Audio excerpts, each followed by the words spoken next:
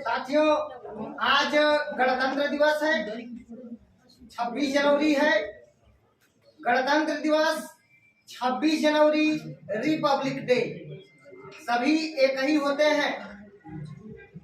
दोस्तों, एक बार उन अमर शहीदों को सच्चे दिल से याद करिए। भगत सिंह। अभी बच्चों मजा नहीं आया, लग रहा है कि आप लोग भूखे हैं।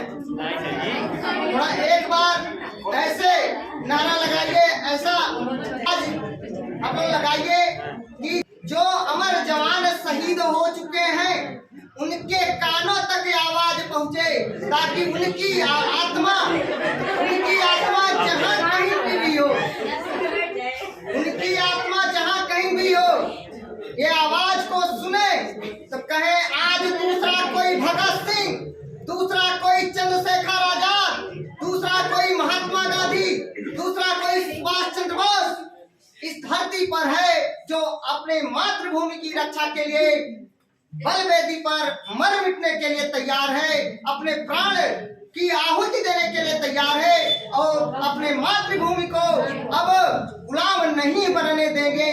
तो एक बार प्यार से उनको सच्चे मन से याद करिए।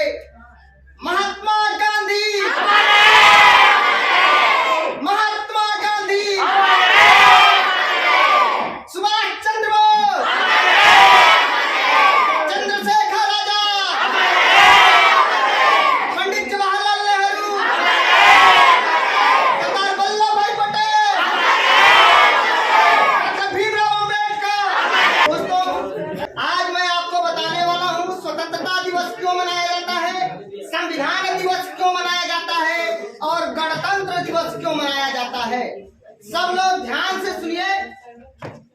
मैं आपको बता दूं, 15 अगस्त 1947 को हमारा देश स्वतंत्र हो गया, आजाद हो गया, लेकिन पूर्ण आजादी हमारे देश को नहीं मिला, क्योंकि 15 अगस्त 1947 को केवल अंग्रेज हमारे देश से चले गए।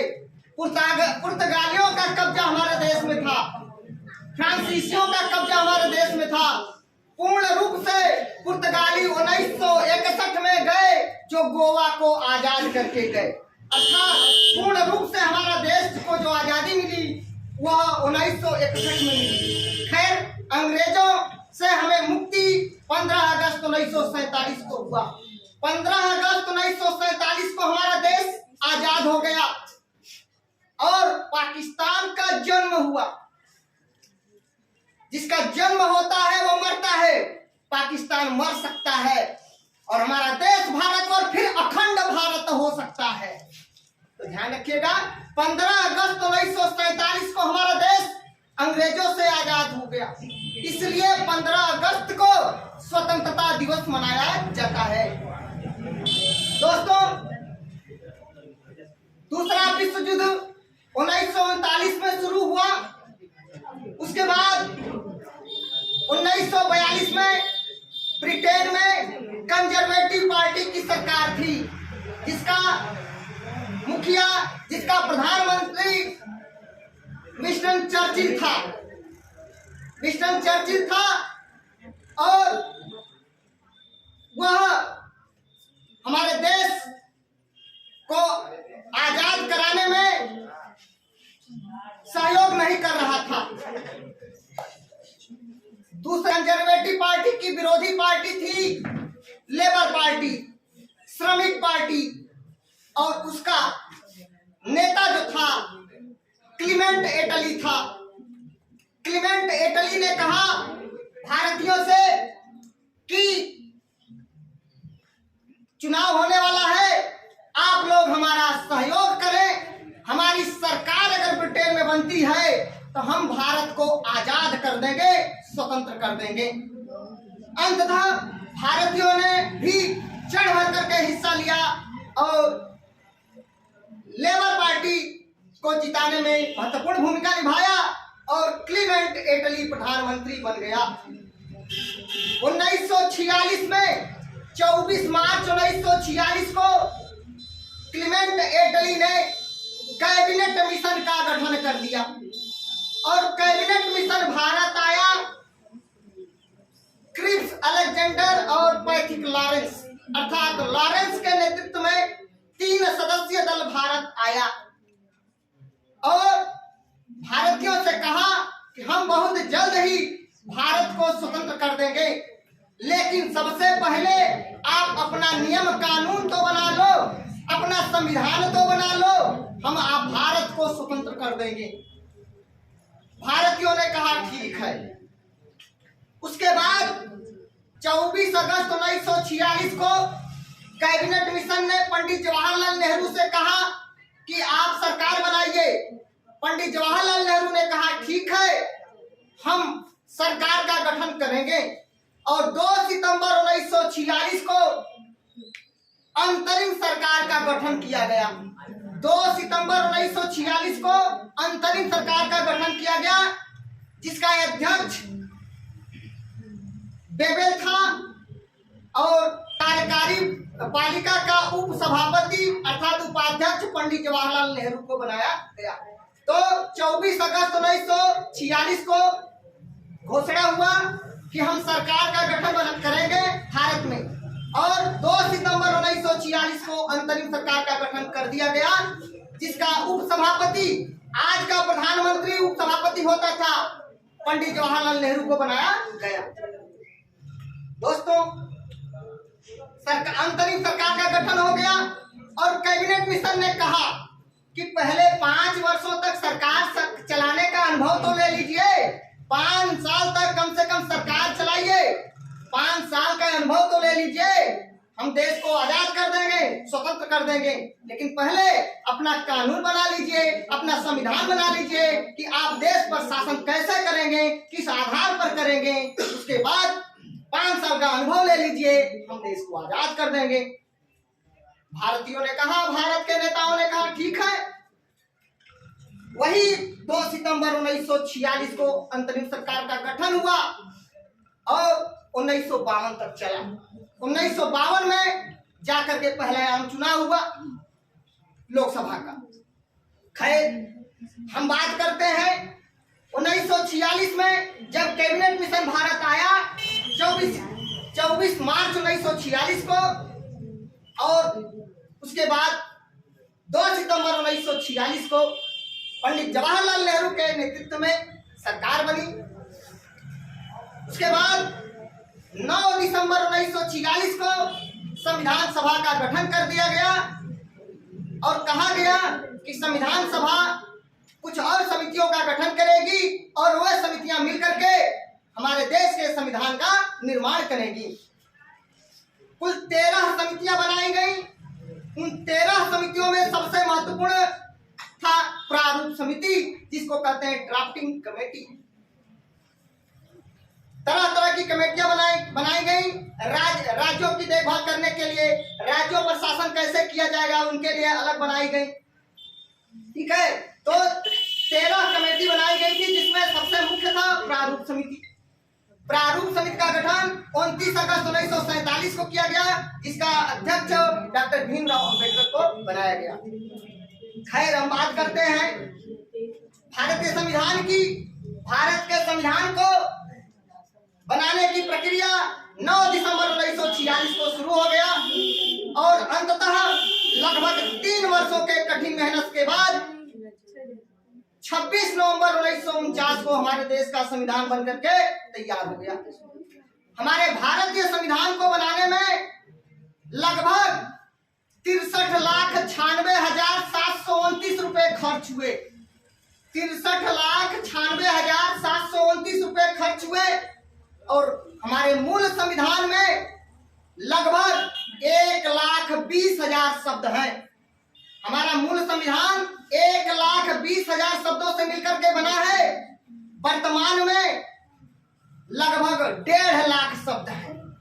वर्तमान में लगभग 1.5 लाख शब्द हैं और जो मूल संविधान बना वह लगभग 1,20,000 शब्दों से मिलकर बना था। दोस्तों, हमारे भारत के संविधान को बनने में 2 वर्ष 11 महीने 18 दिन लगभग 2 घंटे का समय लगा था। हमारे भारत के संविधान को बनने में 2 घंटे का समय लगा था और हमारा संविधान बनकर के तैयार हो गया 26 नवंबर 1949 को। 26 नवंबर 1949 को हमारे देश का संविधान तो बन गया, लेकिन पूर्ण रूप से लागू नहीं किया गया था। कुछ भाग उसके लागू कर दिए गए, लेकिन पूर्ण रूप से लागू नहीं किया गया। वह 2 महीने लेट से लागू किया गया। ऐसा क्यों? हमारा देश का संविधान 26 नवंबर 1949 को बनकर के तैयार हो गया था, लेकिन उसको लागू किया गया 2 महीने लेट, अर्थात 26 जनवरी 1950 को। ऐसा क्यों दोस्तों? इसको जानने के लिए हम लोगों को इतिहास में थोड़ा पीछे जाना पड़ेगा। 31 दिसंबर 1929 को लाहौर में रावी नदी के तट पर पंडित जवाहरलाल नेहरू की अध्यक्षता में पहली बार तिरंगा झंडा फहराया गया। 31 दिसंबर 1929 को लाहौर में रावी नदी के तट पर पंडित जवाहरलाल नेहरू की अध्यक्षता में पहली बार तिरंगा झंडा फहराया गया और 2 जनवरी 1930 को यह घोषणा किया गया कि पूरे देश में 26 जनवरी 1930 को स्वाधीनता दिवस अर्थात स्वतंत्रता दिवस मनाया जाएगा। 26 जनवरी का दिन क्यों निश्चित किया गया? वह अंतिम उस जनवरी महीने का अर्थात नया वर्ष का अंतिम रविवार था।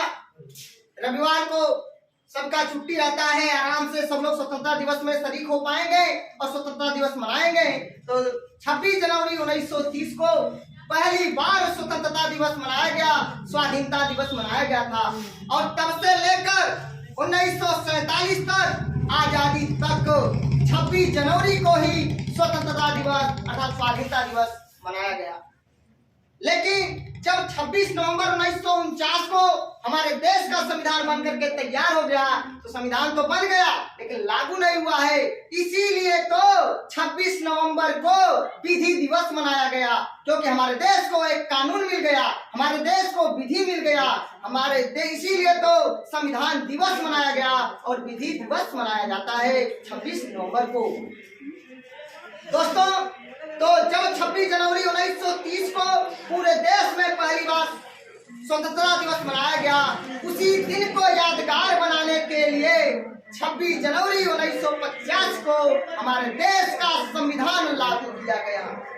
हमारे देश का संविधान लागू किया गया 26 जनवरी 1950 को और आज 26 जनवरी 2023 को भारत का 74वां गणतंत्र दिवस है। तो इतना आपको अच्छे से समझ में आ गया होगा कि 15 अगस्त 1947 को हमारा देश आजाद हो गया, अर्थात अंग्रेजों से हमको आजादी मिली, स्वतंत्रता मिली। इसलिए हमारे देश में 15 अगस्त को स्वतंत्रता दिवस मनाया जाता है।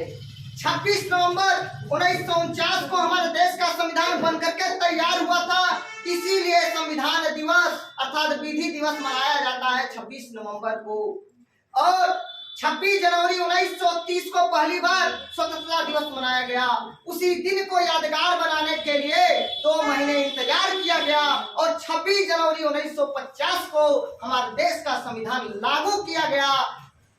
उसी दिन अर्थात 26 जनवरी को हमारा देश गणतंत्र हो गया। गणतंत्र वहां हुआ उसको कहते हैं जहाँ पे प्रधानमंत्री हो, राष्ट्रपति हो, उसको कहते हैं गणतंत्र। गणतंत्र जनता का तंत्र, जनता का तंत्र। राजतंत्र राजाओं का तंत्र होता है, प्रजातंत्र जनता का तंत्र होता है, लोकतंत्र जनता का तंत्र होता है। हमारा जो तंत्र है लोकतंत्र है, प्रजातंत्र है, गणराज्य है, क्योंकि हमारे देश का राष्ट्रपति नियुक्त होता है निर्वाचन के द्वारा। हमारे और ब्रिटेन की महारानी वंशानुगत है। ब्रिटेन का जो पद होता है सर्वोच्च पद, वह वंशानुगत है। यही तो फर्क है हमारे हिंदुस्तान में और ब्रिटेन में, कि हमारे देश का जो सर्वोच्च है राष्ट्रपति, उसका निर्वाचन होता है। तो आप लोगों को स्वतंत्रता दिवस अर्थात इंडिपेंडेंस डे, संविधान दिवस और गणतंत्र दिवस के बारे में अच्छे समझ में आ गया होगा।